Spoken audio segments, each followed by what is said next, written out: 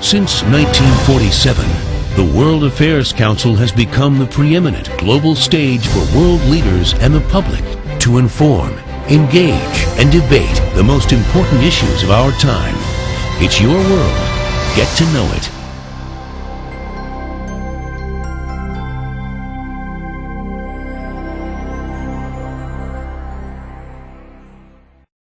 And so now it's my honor to introduce our distinguished guest. Brian Reynolds Myers has a PhD in North Korean Studies from the University of Tübingen in Germany, where he completed an English language dissertation on North Korean literature, which was later adopted into the Cornell East Asia series. His books include the well-known A Reader's Manifesto and the newly published The Cleanest Race, How North Koreans See Themselves and Why It Matters. In addition to writing literary criticism for The Atlantic, of which he is also a contributing editor, Mr. Myers regularly contributes articles on North Korea to the New York Times, to the Wall Street Journal, and a number of academic publications. At present, he directs the International Studies Department at Dong-Seoul University in South Korea. Here to offer us insights into the origin of North Korea's national myths and how the nation's propaganda can shed light on its relationship to the outside world, ladies and gentlemen, please join me in welcoming Brian Reynolds. Myers.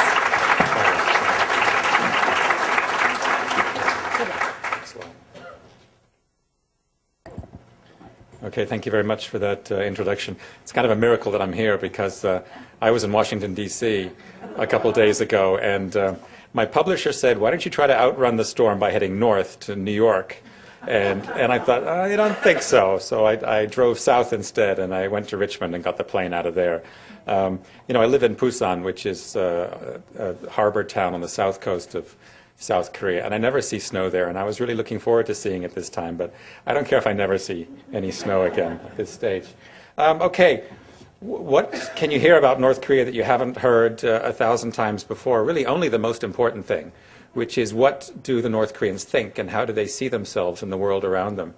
I'd like to start with an analogy. Let's imagine that the house next door to where you live has been empty for some time, and finally somebody has come to move into it, and you look out your window and you see them unloading assault weapons, I don't know, grenade launchers as well, bazookas, you name it. Now, this is America, so it's probably all perfectly legal. But as you lie awake at night, having put your house on the market, you're probably asking yourself certain things, and I don't think you're asking yourself what kind of cognac that man drinks, or who's going to inherit the house after he dies. And I don't think you're all that interested in how many calories his kids are getting every day. You're probably more interested in what he thinks, how he sees himself, what he's teaching his kids. And this is why I find it so baffling that in the United States, although we fought one war with the North Koreans, losing 54,000 people in the process, and although we came very close to fighting another war in 1993 and 1994, and although we've been locked in this increasingly dangerous nuclear standoff with the North Koreans, we still are not interested in what ideology they have and why they're doing all this. And in the meantime, we're sort of compulsively accumulating hard facts. And then we wonder why we still don't understand this country. It's almost as if we didn't know that Iran was an Islamic country. It really wouldn't matter how much intelligence we were able to gather about Iran. Its behavior would still baffle us. And this is the problem that we have in North Korea.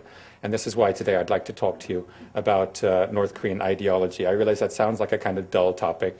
So I've chosen the parts of my book that I think lend themselves more to a visual presentation like this. There is some heavier stuff in the book as well. But I thought I'd keep it out of the talk today. Ideology is especially important because this regime and this man that you see here in this picture enjoy a much higher degree of mass support than we tend to assume. We tend to think of North Korea as a country that's in a sort of permanent lockdown that survives purely by dint of its repressiveness alone. And that's just not the case. And I think the evidence for this lies in the North Korean border itself. Now, on the left, you have the East German border, which I remember very well. I was a student in West Germany, and I would go to Berlin quite often on the train, and we'd have to go through this border. And on the right, you have the North Korean border. And you can see they're very different. This is, of course, the border to China and not the DMZ to South Korea. but still, it's a very easy border to cross. And a very interesting statistic is that 50% of those who do cross this border into China bribe their way back into the country. Now, nobody tried to bribe their way back into the Soviet Union or back into East Germany. So I would warn you against taking the hyperbole of a lot of these North Korean refugee NGOs seriously. They like to talk about the Underground Railroad that is helping North Korean migrants to safety. Well, I don't know of any slaves bribing their way back onto the plantation. So we need to realize that this is a country that survives not by dint of repressiveness alone, but because it is able to inspire its people still. So that's what I want to talk to you today about, is how does it inspire its people? I want to stay in the here and now, but we need to go back into history a little bit, and I want to talk about Juche, because Juche is actually not the main ideology in North Korea. Juche was a reaction to this man here, to the Chinese personality cult, which began exploding in the mid-1960s. The North Koreans felt the need to match this cult claim for claim. So Mao Zedong claimed that he was a poet, of course, and he enjoyed quite a good deal of international renown for his poetry. So the North Korean personality cult suddenly remembered plays which Kim Il-sung had allegedly written in his youth, of which no mention had been made until then. Mao Zedong had the Long March, for which he was very famous, on which he'd led his troops. And the North Korean historians suddenly remembered the Arduous March that Kim Il-sung had taken his troops on. Mao Zedong had Maoism as a world-famous ideology, and this claim, of course, forced the North Koreans to come up with something that they called Juche thought. Now, this is kind of a dry topic. I've written a lot of academic papers about it, but it doesn't really lend itself to a talk like this. But I just want to give you an example of what this sham doctrine looks like, because it is a sham doctrine. It exists to be praised and not to be read. It exists really only to enable the claim that Kim Il-sung is a great ideologue. This is just an excerpt from it, a representative excerpt, I might add. Now, I recognize this prose style because this is how I used to write in college when I had a term paper due the next day. And I had to fill 10 pages and at the same time make sure that the professor didn't actually read them. So I would just repeat things over and over again and make it as dull and stodgy as possible. And that's what you see in this so-called Juche thought. Now, the regime, when it actually has a message that it wants to put across, it can do this very well. These are the best propagandists in the world. This is the most ingenious propaganda apparatus in the world. And it knows that when it wants to get a message across, that's not the way to do it. This is the prose that they use to fill those book spines so that people can look at those book spines and say, our Kim Il-sung is just as great an ideologue as Mao Zedong was. But in North Korea, ideology is not so much learned from the leaders as learned about the leaders. In other words, what people are taught in so-called political study sessions are the fantasy biographies of the two Kims. It's not so much what the Kims said as what they did, in other words. Just one more interesting fact, the North Korean Encyclopedia entry on the Juche Tower is twice as long as the entry on Juche thought. And that really tells you all you need to know about Juche thought, which I don't really want to talk more about today. Okay, now to go back a little bit into history, do we have any Koreans here today? Any Koreans? Yeah? You guys Koreans? Yeah? Okay. Now, if you live in Korea, as I do, then you may well be a fan of these historical Korean TV dramas. And if you watch them, you will have people maybe 1,000 years ago talking about the Korean nation or the Korean race, the Minjok. And actually, the word Minjok did not appear in the Korean language until the Japanese brought it to the Korean people. And as Professor Carter Eckert of Harvard University has said, there was no strong sense of belonging to a Korean nation until very late in the 19th century. In other words, the Koreans were not nationalists. They were xenophobic, but there's a difference between xenophobia and nationalism. As you can see from this map, this is a Korean map from 1402. The Koreans at that time believed their country to be on the outskirts of this great Chinese cultural realm. They saw themselves in a sort of permanent student position to the great Chinese teacher. So, in 1910, of course, Korea was annexed. Here you see the Korean soldiers.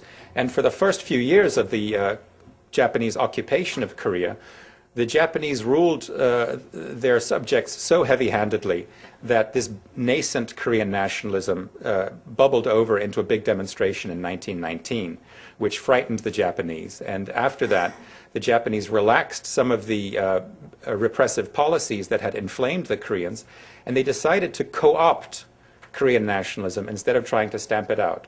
And they did so in a very ingenious way.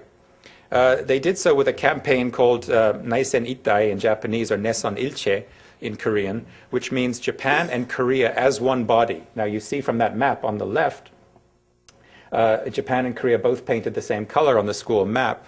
The message that the Japanese spread in Korea was that you Koreans and we Japanese, we may have drifted apart over the millennia, but we are actually one people. We go back to the same divine progenitor Jimmu.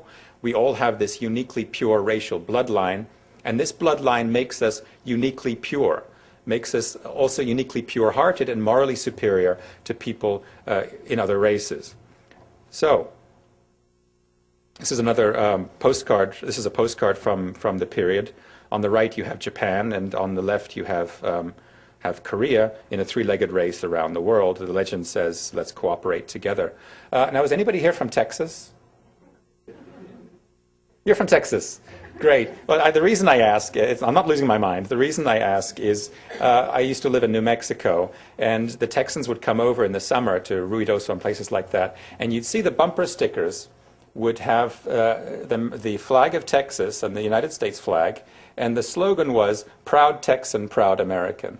And this is really the kind of attitude that the Japanese were aiming for in Korea. They wanted the Koreans to be proud of their Koreanness. They actually urged them to take pride in their history, in their culture, in their dialect. They didn't want to call it a language. But at the same time, they wanted them to be proud of belonging to this greater Yamato whole. And this idea actually went down much better than South Koreans today and North Koreans today would like to acknowledge. By the end of the 1920s, most educated Koreans in big cities were voluntarily speaking Japanese in their own homes. They were cheering Japanese newsreels, which showed the victories over the Chinese and so on. Of course, the average Korean at that time was uneducated, illiterate. He didn't have a radio. So those people had to be brutally coerced into complying with Japan's demands for prostitutes or soldiers or things like that. And I don't mean to downplay the brutality, but the middle and upper classes, which were deriving the benefits of this new order, they really subscribed to it fully. So here you see those two groups. There you have the average Korean peasant on the left, and on the right you have a very famous Korean dancer. I don't know if anybody knows who she is. Choi Seung-hee, who introduced the short tambalmori, the short hairstyle, to Korean women in the 1930s. And you can see here that although she was a collaborator, although she donated enormous sums of money to the Japanese emperor, to the Imperial Army, you can see from her child's Korean dress that she was still proud of her Koreanness at the same time. Okay, in 1945, as you know, the Korean peninsula was divided, and there's a common misperception in the West and in South Korea that while South Korea was ideologically tainted by maintaining so many pro-Japanese former collaborators, or 친일파, North Korea started out completely fresh. North Korea purged itself of all these former pro-Japanese collaborators and made a completely new start, and that's just not true. In fact, North Korea was more welcoming of former intellectual collaborators than Seoul was. At least in Seoul, some of them went to prison, like Lee Kwang-soo or Choi Nam-son. In North Korea, no former pro-Japanese intellectual collaborator ever went to prison. And in fact, these people, there you see Choi Seung-hee again, Kim Saryang, Lee Gi-young, Song Young, these really egregious pro-Japanese propagandists went to North Korea in 1945 and were welcomed with open arms, and they took over leading positions in the cultural apparatus in North Korea. And this is significant because no kind of denazification process ever took place. They did not receive any kind of indoctrination in Marxism-Leninism because the Workers' Party itself did not know anything about Marxism-Leninism until about 1948.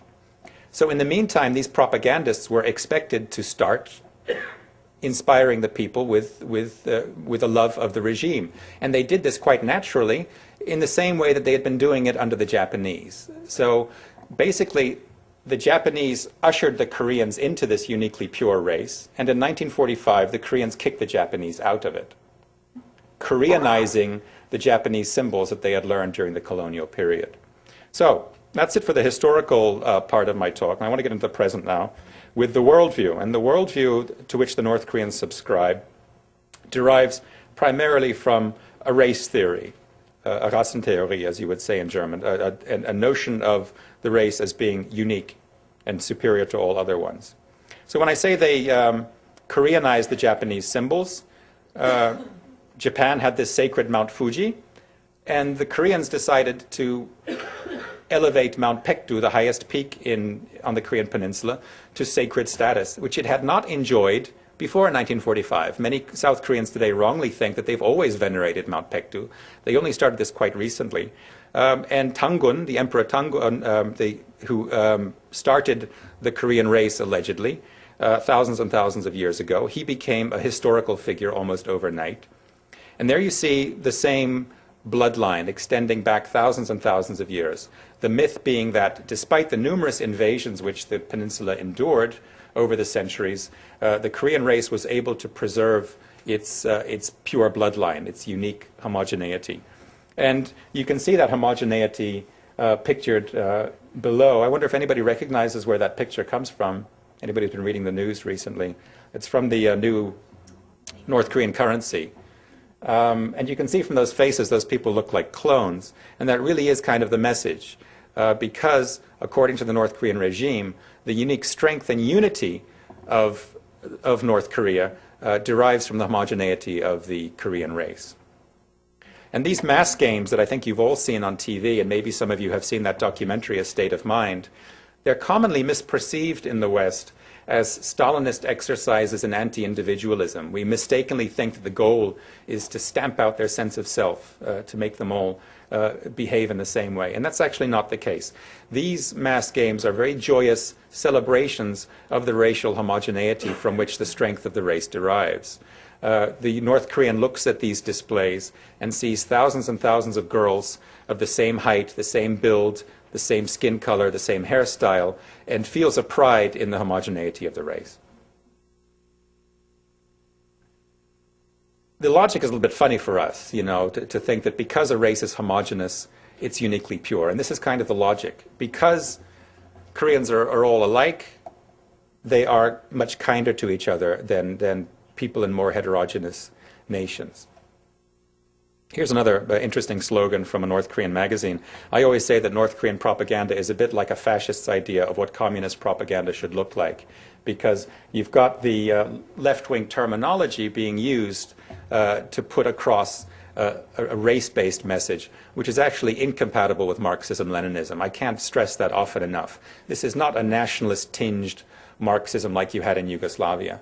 This is a way of looking at the world in almost exclusively racial categories, and nothing could be further removed than Marx's basic idea of workers of the world unite. Now, these aren't Nazis, mind you, okay? No claim is made to physical superiority, to being Übermenschen or anything like that. Rather, just like the Japanese before them in the colonial period, the Koreans claim a moral superiority. They claim that they're inherently better, purer, more moral than people in other countries. The difference to Japanese nationalism is this, where the Japanese believed that their virtue had protected them over the centuries, as you can see here in this depiction of the divine winds which destroyed the Mongolian fleet. Korea, of course, had a very different history from Japan. Korea had been invaded very often. So the Koreans believed that their virtue had made them an easy prey over the centuries. They believed that they had been invaded so often and abused so often by foreign powers because they were just too good, too kind to survive in such evil geopolitical surroundings. And of course, this way of this inclination to look at themselves as the children on the world stage is tied together with the perceived need for a parental leader who will protect them and indulge them and allow them to be themselves without fear of invasion. So this brings us to the leader. And again, just to make clear, the personality cult is not the basis of this worldview. The worldview comes out of the Kim cult comes out of the worldview itself, logically, organically, so to speak.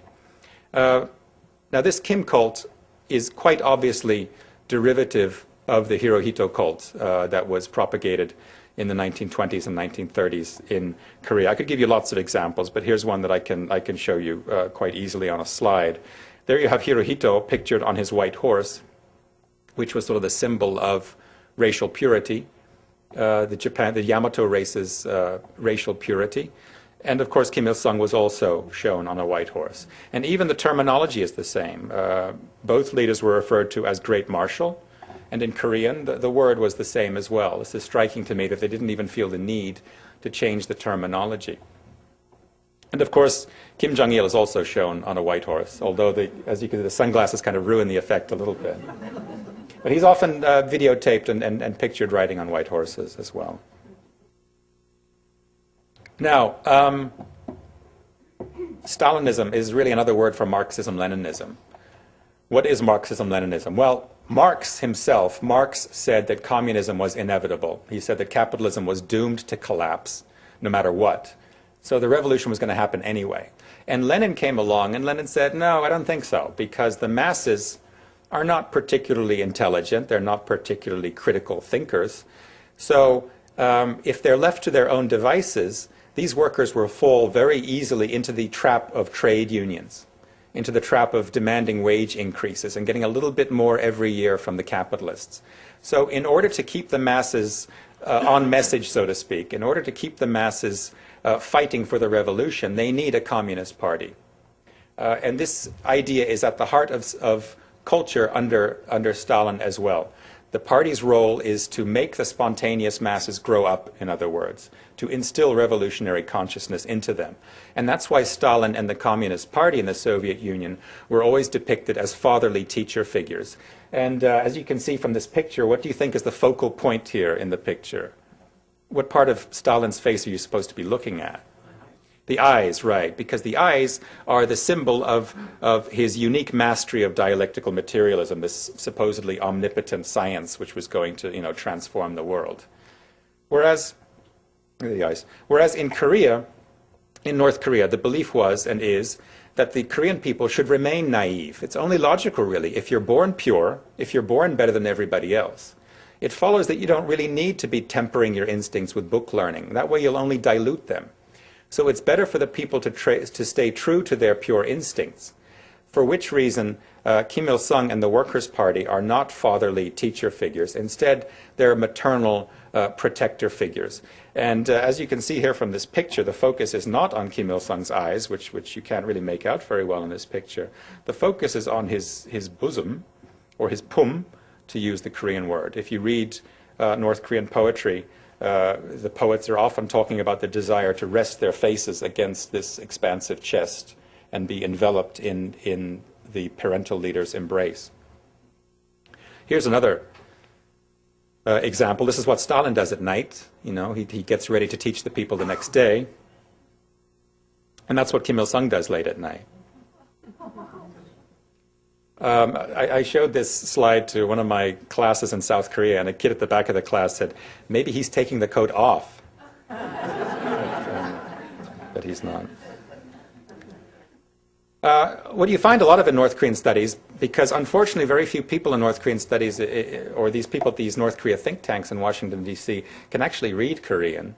I'm not saying my Korean is any great shakes, but I find it very odd that you could be at a think tank pulling down a huge salary for expertise on North Korea and not be able to read the Korean language. I mean, imagine being at an Italy think tank, say, and you can't read Italian. I don't think that would be acceptable. Anyway, one of the mistranslations that you find so often in writing on North Korea is this phrase, father leader.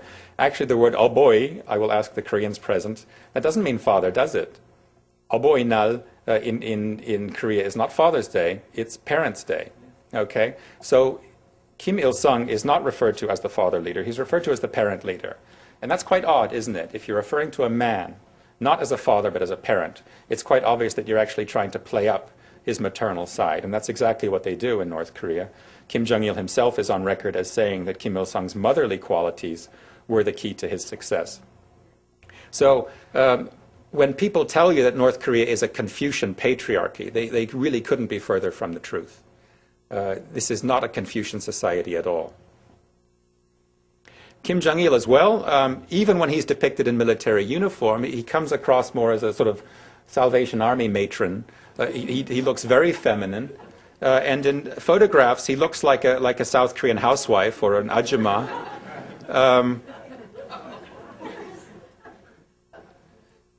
And here, of course, you have him with his expansive breast as well that soldiers want to lay their faces against. And we tend to think that this personality cult is so absurd because he doesn't look like our idea of a general. You say general to an American, and we think MacArthur and Eisenhower. We think people don't look at all like this. But actually, this image exerts a strong psychological appeal on the people of North Korea. Now, just to make clear that I'm not actually reading anything into these pictures, because North Korean propaganda is not subtle. When they want to make a point, they come right out and say it. So they do say, literally, 우리의 위대한 어머니, 김정일 장군님, our great mother, General Kim Jong-il. Okay. That's not all they call him, of course. They do call him on occasion father leader as well. But he's also being referred to as the parent increasingly. And always his maternal qualities are at the forefront. He's always described as traveling around military bases, worrying about whether the soldiers are warm enough, whether they're eating enough, and so on. He's not an educating figure. The party is also referred to quite literally as the Mother Party. And this is the attitude that is expected of North Korean citizens. I cry out forever in the voice of a child, mother, I can't live without mother. Okay. One of the signs that's often held up during parades is we cannot live away from his breast, him being Kim Jong-il. So the symbolism really could not be more explicit. So here's pretty much the cosmology. At the top you have the motherland, the 어머니 조국, not the fatherland. Then you got the mother general, then you got the mother party, and then you got this child race underneath it. Now, if you were to show this slide to a social psychologist, even to somebody who had no idea about North Korea, he would say, well, I see an absence of father symbols, I see an absence of a father principle, I see only mother authority figures. I would expect this to be a country which behaves very spontaneously and instinctively on the world stage. And that is, of course, what we see with North Korea. We see this pattern of events from the Panmunjom axe murders in 1976, when the North Koreans just wrested axes from American soldiers and hacked them down. The Rangoon bombing in 1983, in which the North Koreans alienated one of their few remaining friends on the world stage, the Burmese. And then this bombing of the Korean airliner, South Korean airliner in 1987, the year before the Olympic Games.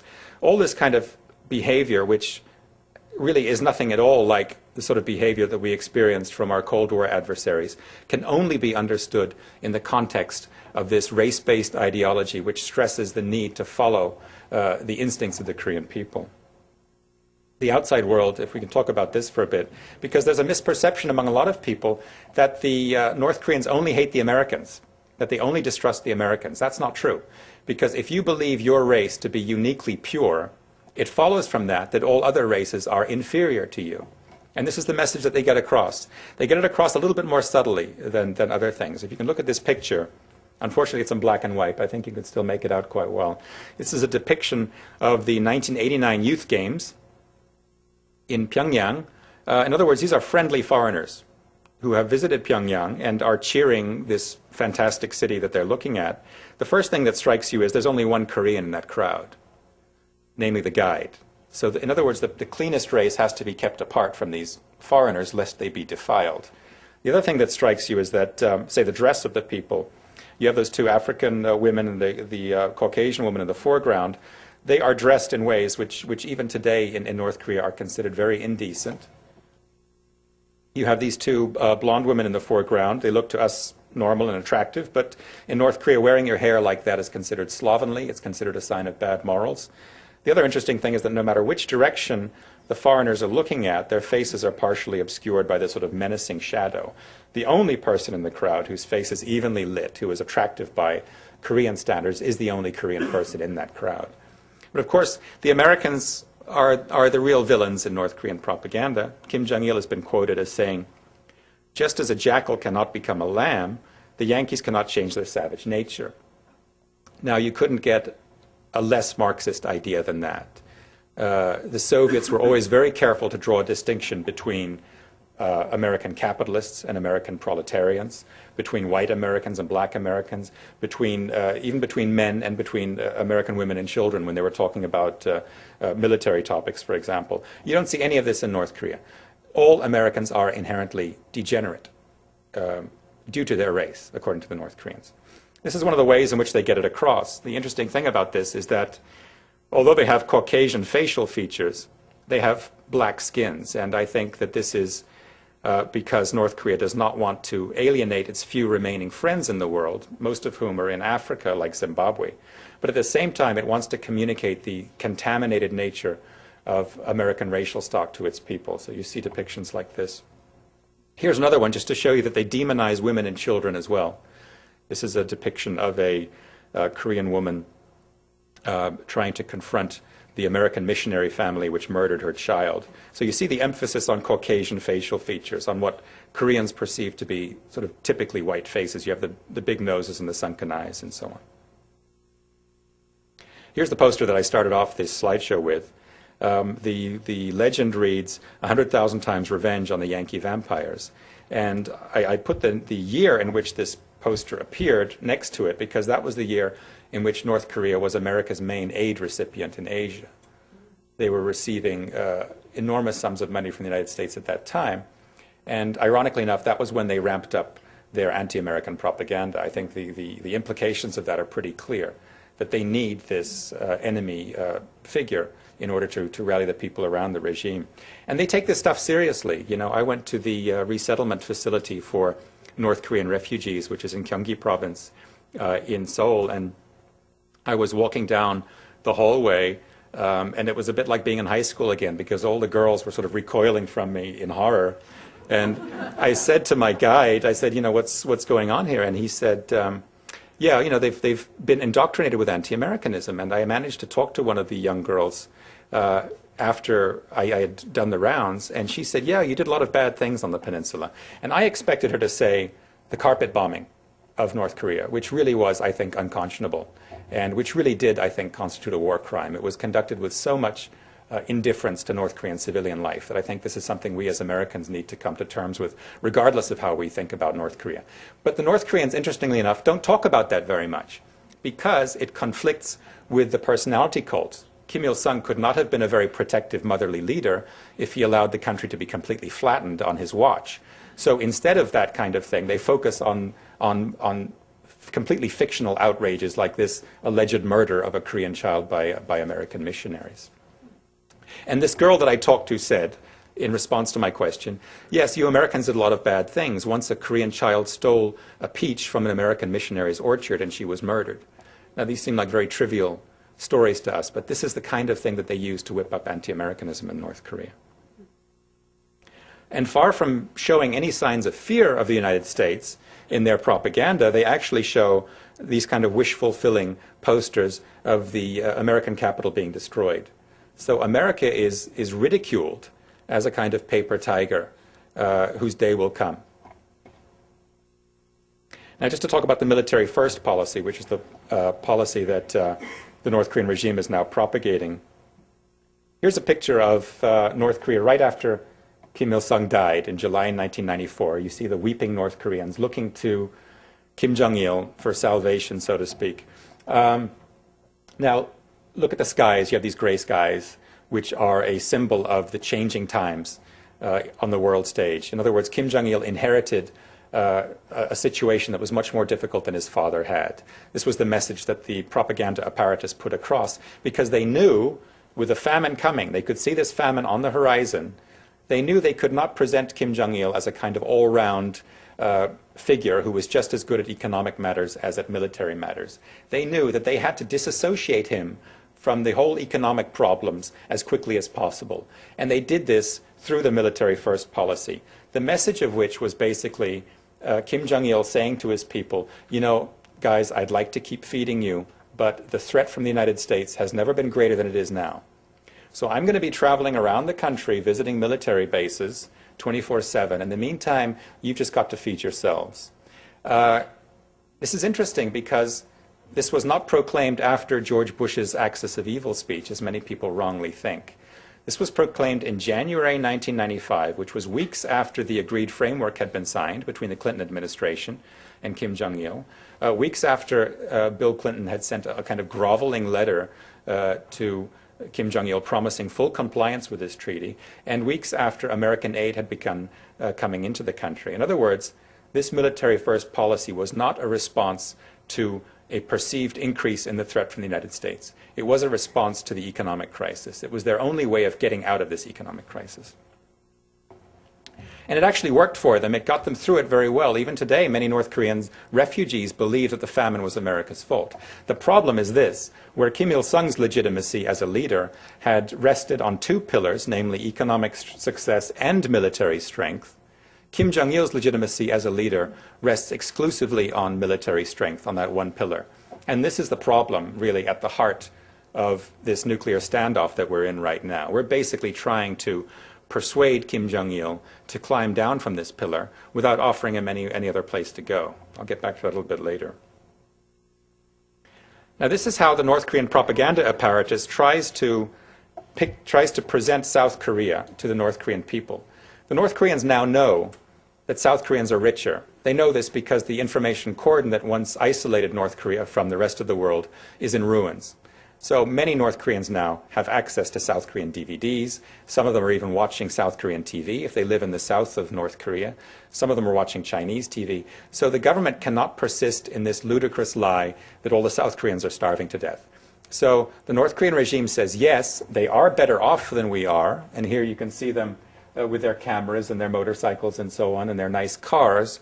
But for all their material wealth, the South Korean people are still deeply ashamed of living under the Yankee yoke, and they long to rest their faces in Kim Jong-il's bosom as well. So here you see them, South Koreans, cheering this image of Kim Jong-il on a screen. And this was the message that the North Koreans were putting across throughout South Korea's Sunshine Policy, which was a kind of accommodationist policy during which the South Koreans were trying to bribe the North Koreans into behaving better. This message worked pretty well for a while when you had left-wing governments in power in South Korea, which were doing their best to help the North Korean government keep face. They were doing their best to avoid provoking North Korea. They didn't criticize North Korea too strongly. The problem really began in 2007 with the election of Lee Myung-bak to the presidency in South Korea, because he was the anti-Pyongyang candidate, and he won pretty easily. So obviously, that reality of Lee Myung-bak's election was in direct conflict with the image of South Korea which the North Korean regime had been trying to present to its people. And the propaganda apparatus was so stunned by this election that they didn't even know what to say about it for the first few months. They just didn't mention it. And then in 2008, you had mass South Korean protests against the import of American beef. And South Koreans from all walks of life took to the streets with signs denouncing Lee Myung-bak as a traitor and denouncing the Americans for trying to poison South Korean children with their diseased beef. And these protests could not have come at a better time for North Korea, because they really played into the new propaganda line, which was that Lee Myung-bak had kept his intentions secret from the electorate. But of course, those beef protests fizzled out. And that's when North Korea resorted to that string of military and nuclear provocations that we saw in the first half of last year. Because this country really has nothing else with which to inspire its people with pride than shows of military or nuclear strength. I just want to say something about the succession. We now know pretty well who the next leader is going to be. It's going to be one of Kim Jong-il's sons called Kim Jong-un. Unfortunately, we don't know very much about him except that he was allegedly educated in Switzerland. But it's not really important who the guy is. The important thing is what kind of a leader he is already being celebrated as. My hope was that this new leader was going to be presented as a kind of new leader, maybe an economy-first kind of leader. And that isn't happening. He's being presented as a young general. And added to that, North Korea has enshrined the military-first principle in the Constitution. It's deleted the word communism from the Constitution as well. So this regime is looking at this military-first paradigm for the long haul, in other words. So to return to this graph, it's not really important whether the next leader is Kim Jong-nam, or whether it's Kim Jong-chol, or whether it's Kim Jong-un, or whether it's Kim Jong-il's brother-in-law, Chang Song-taek, because whoever takes over is going to be faced with this same quandary, really, which is, how do we go from being a military-first country to, say, an economy-first country without losing all reason to exist as a separate state? And this is why it's so unrealistic for us to expect them to trade military strength for a mere aid deal. Let's say we increase their standard of living by 20% over the next 5 years, which would be an awful lot. That would not help Kim Jong-il politically, because North Korea would still be hopelessly behind South Korea in economic aspects. And therefore, North Korea would have no reason to exist as a separate Korean state. All that it has now, its only source of legitimacy, is the claim that it alone is standing up to the Yankee enemy, the race enemy. So to people who are optimistic about the six-party talks or the bilateral talks or whichever talks are supposed to take place, I ask the question, where does North Korea go if it disarms? What does it do with itself? How does it justify its existence? And none of the optimists who I've talked to has been able to give me an answer. And they may not consider this a big problem, but we can be pretty sure that Kim Jong-il realizes just how big a problem it is. And this is why I'm so pessimistic about the prospects for arms talks, because you can talk a regime into doing a lot of things, but one thing you can't make it do is commit political suicide. And this is where the left wing and the right wing and the center in America are all wrong about North Korea. The left wing is wrong because you cannot bribe or sweet talk a country into committing political suicide. The right wing is wrong because you can't bully it into doing that either. The center is wrong for thinking that you can get the Chinese to persuade them to do it. So what is the way out? I'm not really sure myself. I think if I were to propose any way out, it would be for us to shift our diplomatic energy and resources from this very fruitless negotiation process, which really just buys time for Kim Jong-il's nuclear program, to the Chinese, not in order to persuade the Chinese to work on the North Koreans, but in order to persuade the Chinese to allow North Korea to collapse. Now, that wouldn't be an easy job, I think. It would be quite a hard sell because, A, the Chinese don't want American troops standing on the Yalu River, and B, they don't want to lose all those really favorable economic deals that they've concluded with the North Koreans, whereby they extract North Korea's minerals at very good prices. But, you know, the example of German unification gives us some ideas. One of the things that we said to Gorbachev to get him to sign off on German unification was we promised not to station American troops east of the Elbe. Perhaps a promise not to station American troops north of the Han River might bring us something with the Chinese. I don't know. But the Chinese are rational people. And as difficult as it might be to talk to them about North Korea, at least there's some prospect of success, which is more than can be said for what we're doing right now, which, as I said, is trying to get North Korea to commit political suicide. Well, that's it from me now. Sorry it took a while. Thank you.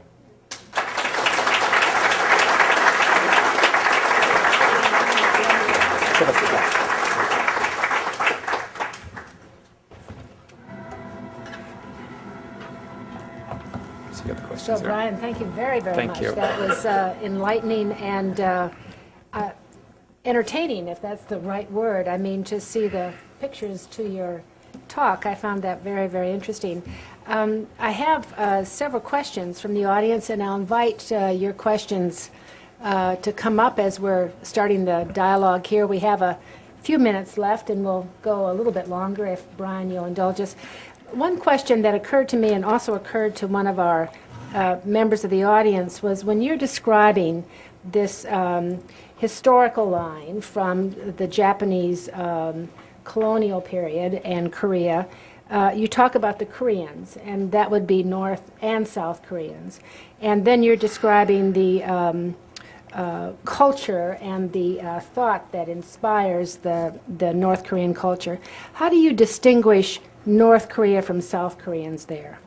In terms of nationalism, there is a good deal of agreement. I think if you talk to South Koreans today, you will find a general consensus that because the Korean people are perhaps not as cunning or perhaps not as rapacious as other nations, that they suffered unduly throughout history. And there is still in South Korea, among a lot of people, not among the younger people so much, but among the older generations, a certain pride in the homogeneity of the Korean race. And women who choose to marry outside the race will meet quite stiff opposition. But things are changing in South Korea, for one thing, and this myth of this pure nation is not believed quite as literally or as fervently as it is in North Korea. So things are changing in South Korea, whereas in North Korea it's really sort of an ossified race-based nationalism. But how does the South Korean look at his or her North Korean counterpart?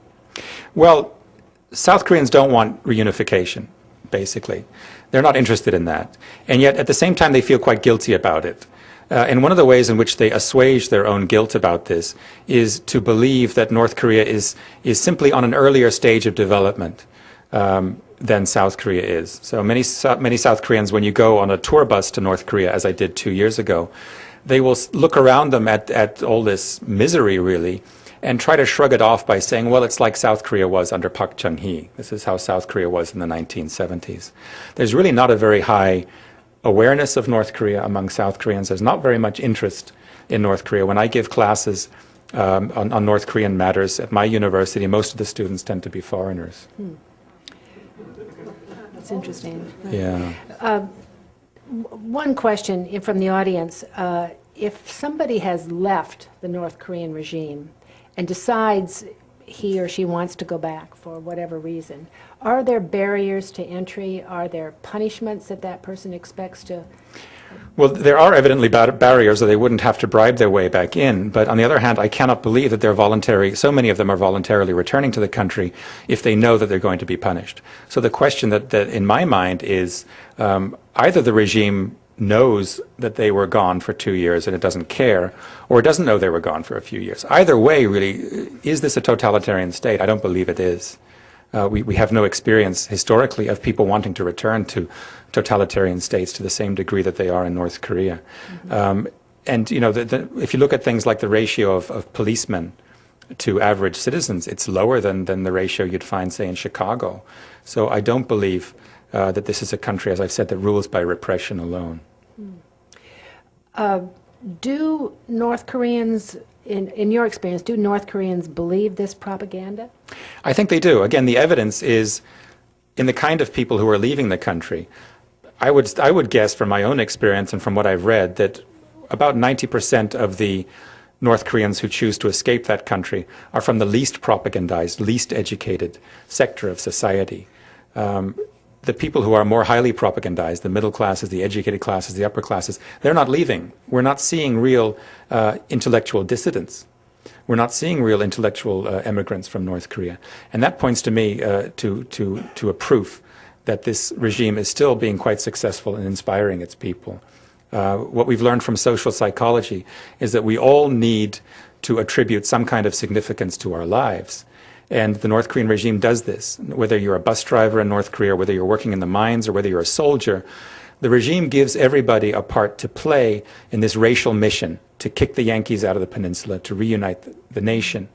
And this seems to me to be quite successful. It looks to me much more successful than the rival ideology in South Korea, which is a kind of orthodox consumerism, where you're supposed to earn as much money as you can and buy as many brand name products as you can.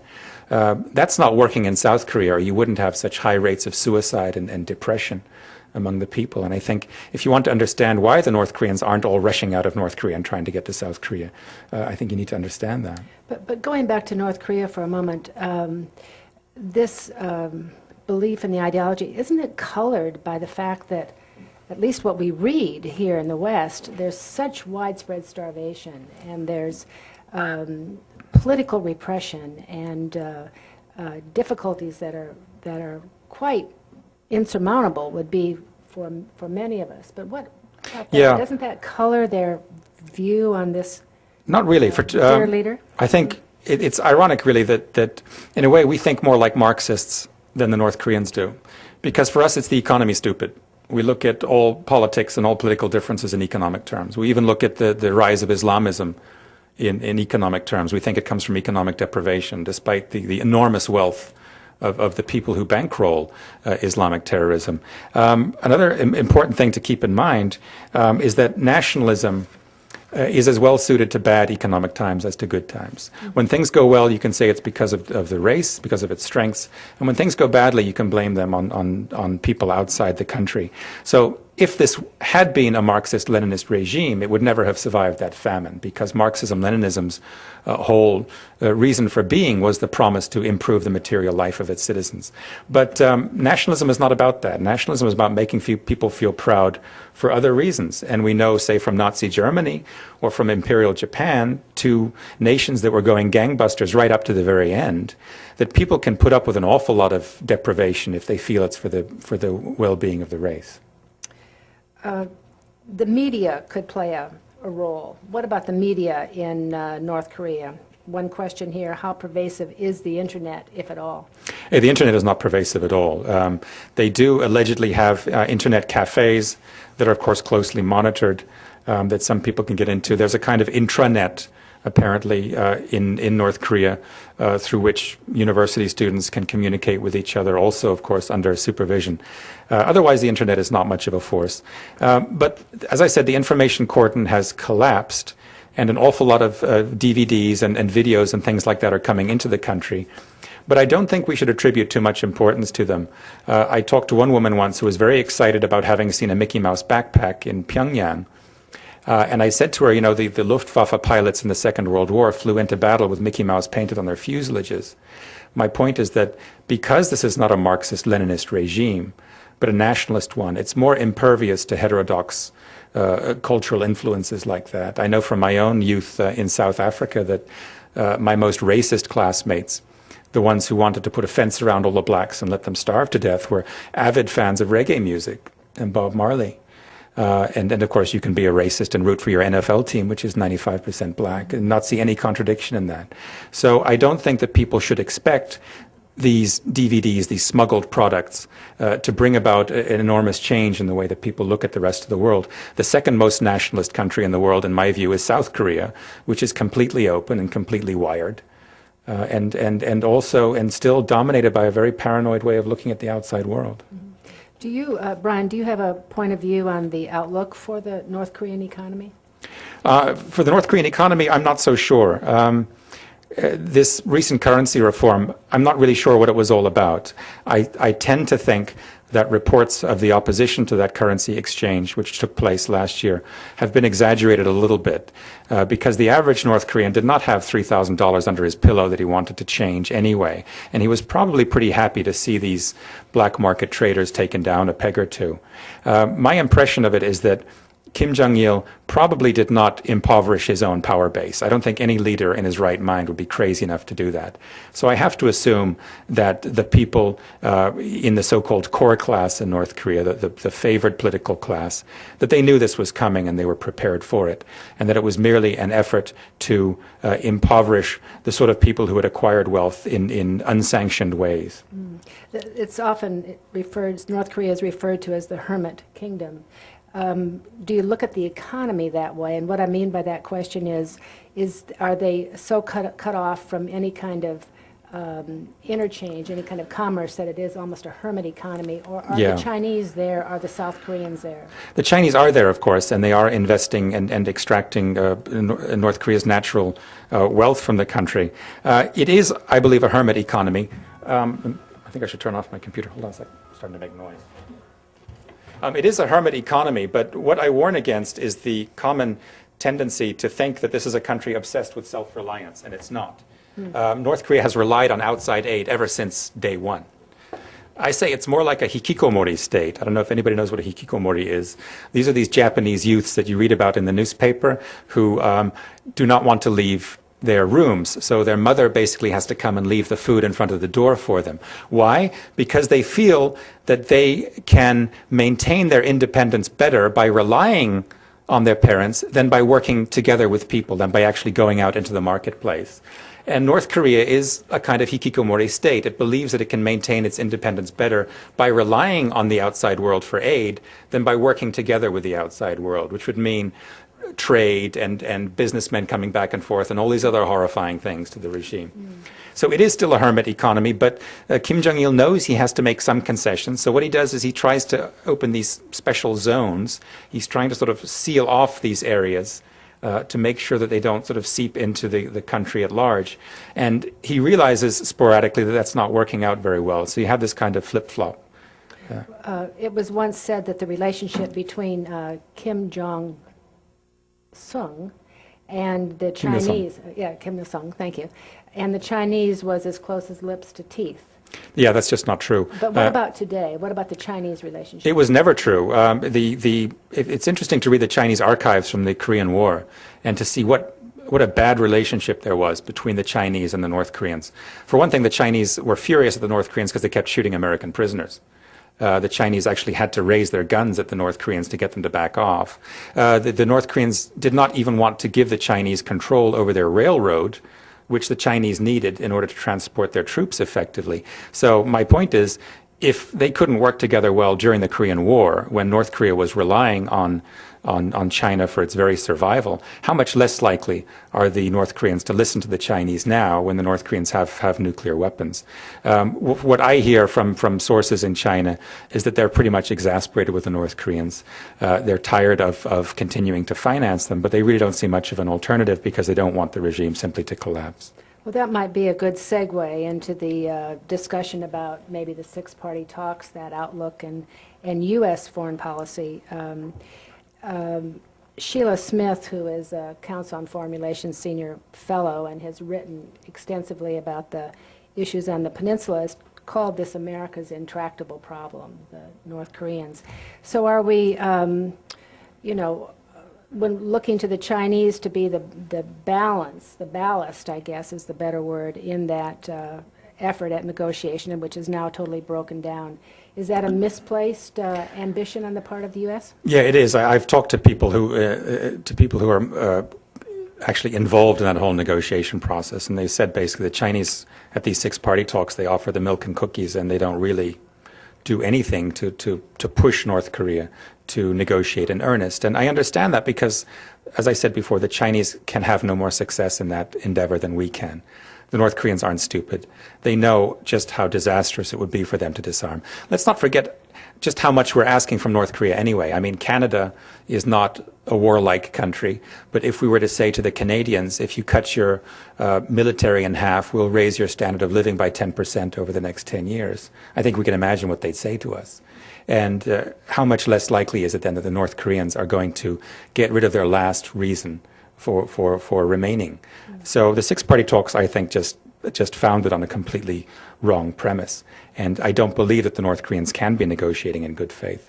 One way that we could find out would be to say to them, okay, let's not worry about fancy nuclear timetables or anything. What we want to see from you is a show of good faith in your own propaganda. It's not going to cost you anything to tone down the anti-American propaganda for a couple of weeks. If you think, we're not pulling our side of the bargain, you can go back to doing it. But let's just see if you are in good faith here. Because if you really do want to disarm, why are you telling your people that there can never be peace with the United States? Why are you telling your people that revenge will be wrought on the United States? So let's see you change some of those messages as a show of good faith. That's something that I think we should be doing. We need to be going to the heart of the North Korean regime's problem, which is this pedestal that it really can't climb down from. And that being the military pedestal that you described. Right, the claim to power. They need, before they can disarm, they need to be deriving their political legitimacy from something else. And we need to be able to see if they're doing that or not. In your knowledge about the North Koreans, what could that something else be?